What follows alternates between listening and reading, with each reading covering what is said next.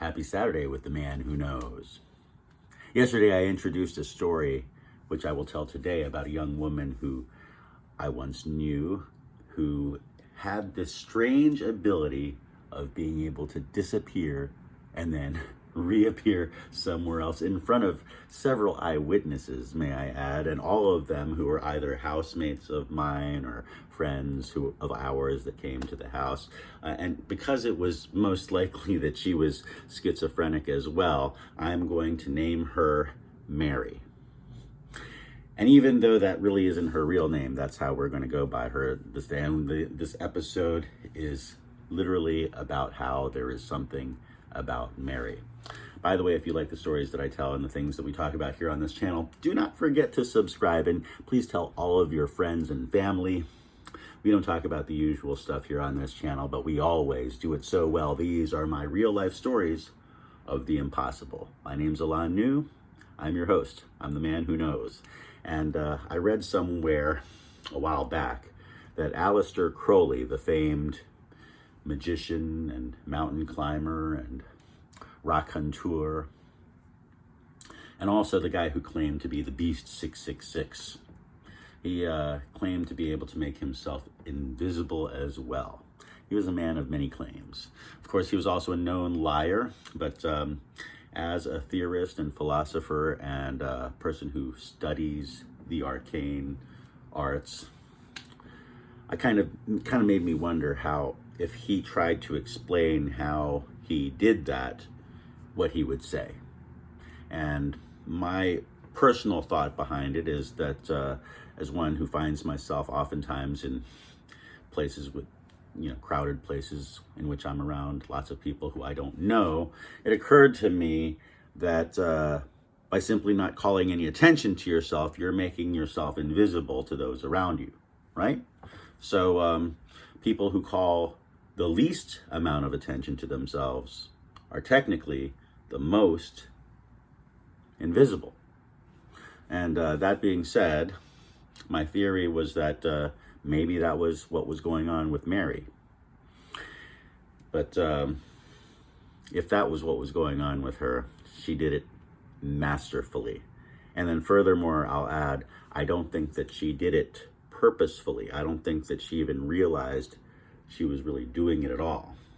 So that's really what made it interesting. In fact, Mary was 23 at the time. She was a graduate of a very prestigious Catholic university in New York.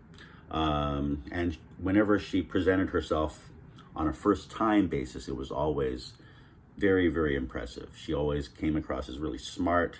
She was pretty. She seemed like she had it all together. But of course, she did come from the Holy Cross Psychiatric Ward. So I mean, anybody who's coming from there, at my age now, I know that that's like a red flag. But at the time, I just thought I was helping out a person and basically telling her that it'd be okay to live at my place on the couch in the basement, which was where I lived in the house. And there would be 4 other people that lived in the house with us. But I basically said I had one rule, and that is so long as she got along with everybody and everybody liked her, she could live there as long as she wanted until she could get herself back on her feet, get a job, and find a place where she could live on her own. So that was basically the idea at first. Of course, I was in my 20s, which basically means I wasn't a man who had the best choices in my life. And so basically at that time, I wasn't really familiar, but now in my later years, I can say that she was most likely schizophrenic or had a mild case of it, among other things. So odd behaviors were, as she was a very devout Catholic, praying in prostration, oftentimes just lying on her belly on the floor, and it could be anywhere in the house. It could be in the basement where I had her stay, or it could be in the living room, or it could be in the kitchen. And it would kind of get in the way of people. So, she would suddenly just be there in prostration, and we would have to like walk around her and stuff. And it was just a little weird, right? So that was kind of an odd behavior, right? And then, although I was never really witness to it, oddly enough, because I would go on the road, and I would oftentimes, at the time I was with the show called the Denny and Lee Show. So we'd go off on the road for oftentimes several days in a row. But when I get back, my housemates would say that she would be constantly crying and she would go into these crying fits where she would be bawling downstairs in the basement, and people would be kind of nervous just standing at the top of the stairs going, "Are you okay? Everything okay down there?" But she would be bawling. So she would be like really, really crying hysterically downstairs for, sometimes they said, for hours. So that's unusual, another unusual behavior. And weirdly, it was a behavior that I was never actually privy to. And then later on, she started like accusing people of stealing stuff from her. Like my friend Joel, who had the master bedroom, she would like be banging on his door while he was inside the master bedroom with his girlfriend, and she would be going, "Where's my class ring?" And so like things like that would take place. Oftentimes she accused people of stealing money from her. There's all kinds of stuff like that would later happen. She lived with us for about 2 months or so. So first I thought it was my imagination regarding the teleportation aspect of her abilities. You always think it's your imagination because it never feels right at the time. So basically this is what would happen. I lived downstairs with her in this other room, and she slept on the couch in the main area of the basement, which is where our band equipment was. I was in a band at the time, believe it or not. And so she would be in that area. I would get up, I would see her sleeping on the couch, and then I'd walk upstairs and I'd make breakfast. Now there's only one path to go upstairs, and there's only one way to get out of the basement. That would be through this one staircase.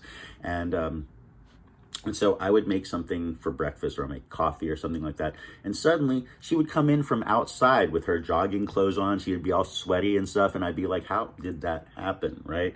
And so at first those were the kinds of things that was happening to me. And I didn't totally understand how that worked.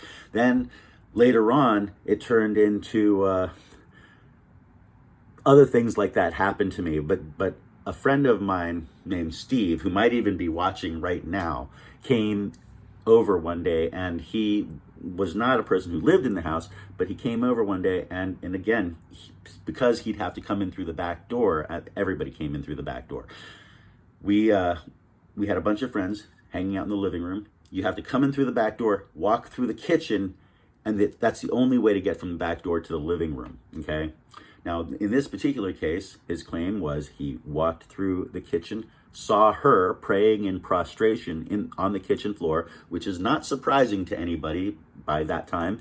And then he walks into the living room, where there's maybe about 4 or 5 of us in the living room hanging out. And he goes, "Alain, come here." And I walk over to him, and he goes, "You know that girl who's been staying with you, she's lying on her belly in the kitchen." And so the two of us look back into the kitchen to see what's going on with this, and she's not there. And then we look back into the living room, which is the only way to get into the kitchen and the living room is through the doorway that we were standing in, and she was in the living room. So we both experienced that simultaneously, which is a weird one, right? And then after that, then I started to ask, well, obviously we would ask her about things like this, and she would act like she would act like she didn't understand what we were talking about. It was always like, "No, I've been here," or "No, I was out jogging," or, So then I started asking other roommates about it, just to see if there was any, if this was something that was happening besides, with me and with, at that point, Steve and I. And so once I asked other roommates, then, suddenly it's like Jim says that this has happened with him, and Rick says that it's happened with him, and then Tom says that, like, she's at the 7-Eleven. He asked her for a ride, if she wants a ride back. The 7-Eleven is about a mile away from where we lived. And she says no, so he drives back in his VW microbus back home, and then gets into the house, and there she is in the house. She somehow beat him back to the house. So what is going on with Mary? And so then what happens is we go over to her parents' house. So this is kind of like the crux of the story. So we go over to her parents' house at one point, and her parents live in this affluent neighborhood that's like about 5 miles away from me. And we go up to the driveway, and she gets out of the car. She says, "You wait here." So I decide to wait in the car. I watch her as she goes up to the front door, knocks and rings the doorbell. Nobody answers. And then I see her disappear. I see her walk around to the back of the house. At that point, as she totally disappeared from my view, I suddenly got nervous, and like that instinct in me, because she's been doing this to me this entire time, goes, okay, you got to watch both sides of the house and make sure that that doesn't happen to you. Guess what? The next thing I know, she's knocking at the window with a suitcase in her hand, and she's like, okay, I'm ready to go. And I'm going, how did you get here? And she's like, I walked over here. So I have no idea how she moves around and does that thing, but there is something going on with that. Later on, of course, like I said, she would accuse people of thieving of her things of hers and stuff like that. All kinds of stuff was happening that made it so that she no longer could live at the house, because people no longer liked her and she was not getting along with them. So she had to leave. And then we didn't see her ever again after that. But the weirdest thing about it was that there was a strange smell that kind of lingered on for like months after she left. And so the question is, was she a haunted person? Was she just schizophrenic? Or maybe she was an alien from outer space?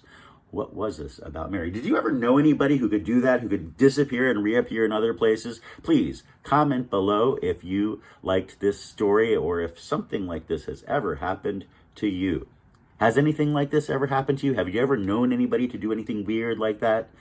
I'm always interested in your strange stories, so thank you for staying and watching this particular episode of Real Life Stories of the Impossible. If you like this type of stuff, you can learn more about me by going to my website and subscribing to my newsletter. You get a free gift.